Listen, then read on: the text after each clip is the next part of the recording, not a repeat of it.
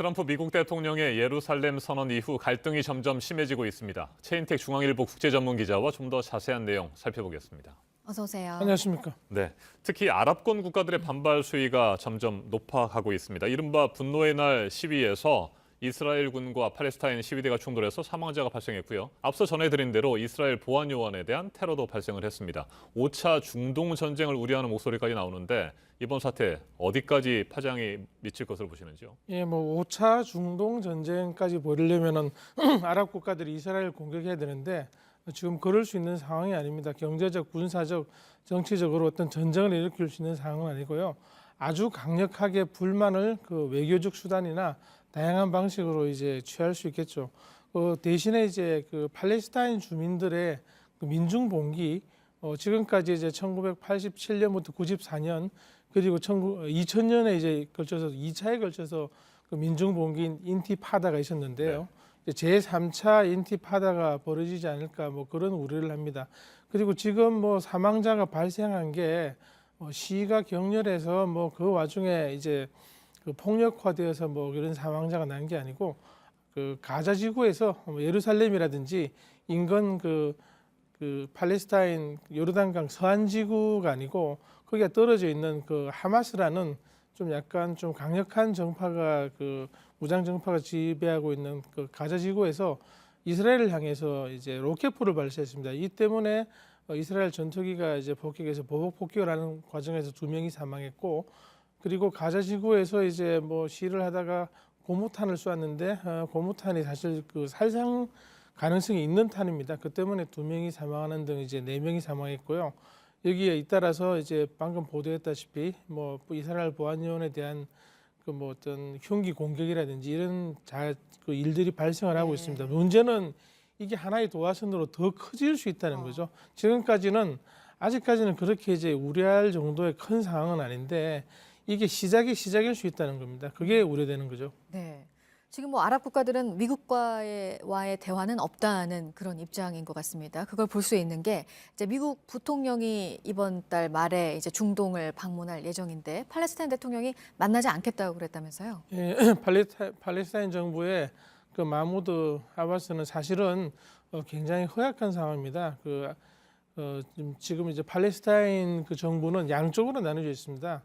그 예루살렘을 중심으로 하는 그 요르단강 서안지구와 따로 떨어진 가자지구인데, 가자지구는 하마스라는 다른 정파가 지배하고 있고, 지금 그 팔레스타인 정부 수반인 아바스 마무드는 파타라는 정파를 들고 요르단강 서안지구만 이제 지금 그 장악하고 있는 그런 상황이기 때문에 서방이라든지 다른 쪽에 어떤 평화 제스처나 협상 지원이 필요한 마당인데도 이런 제스처를 취하는 것은 그만큼 이제 이번 사태에 대한 팔레스타인인 그리고 아랍인 그리고 이제 그 무슬림들의 분노가 크다는 걸 상징적으로 보여준다고 하겠습니다. 네. 상징적인 거지 미국의 어떤 중재에 의한 평화 협상 그리고 이번에 트럼프가 낸 데에 대한 그런 제안을 거절하는 거지 미국과 영원히 담쌓겠다는 건 아닌 상황이죠.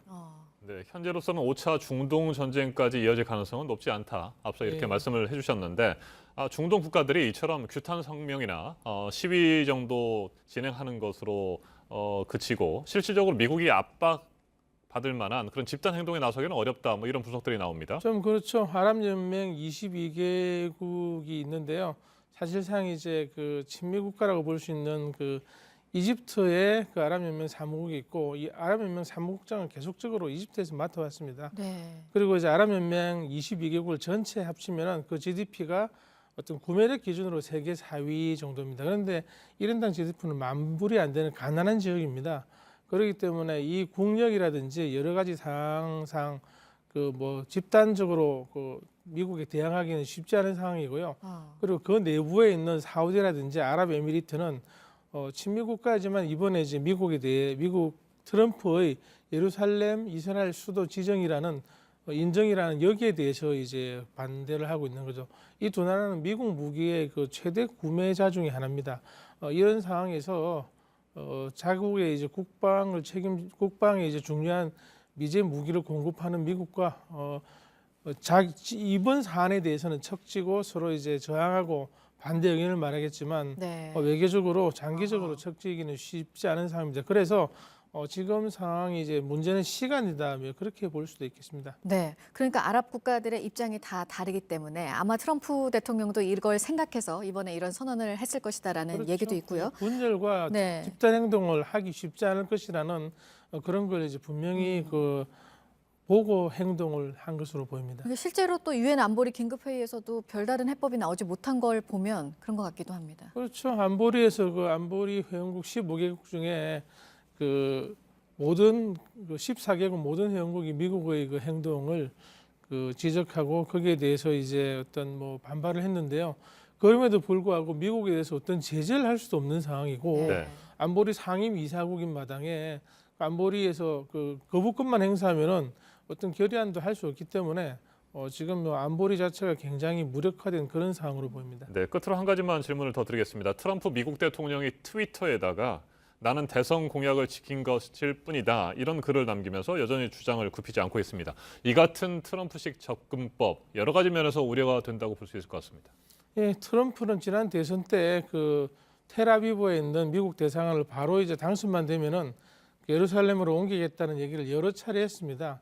물론 이제 다른 대통령도 후보 시절에 그런 얘기는 했습니다만은 이를 대통령이 된 다음에도 계속하고 이렇게 실천으로 옮긴 건 트럼프가 처음입니다. 트럼프는 하면 한다는 그런 걸 지금 보여주고 있는 것이기 때문에 이게 어떤 반대, 합리성, 미국의 국익 혹은 세계 평화에 도움이 되는 것과 무관하게 이런 행동을 한다는 점에서 우리 한반도의 북핵 위기를 당하고 있는 우리 상황에서도 굉장히 우려가 됩니다. 이런 과정에서 이제 트럼프의 행동 그리고 이제 어떤 사고 방식에 대해서 보다 이제 치밀하게 좀 분석을 해서 우리 안보에 대한 걱정을 좀 해야 되겠습니다. 네, 여기까지 듣도록 하겠습니다. 최인택 중앙일보 국제전문 기자 얘기 들어봤습니다. 고맙습니다.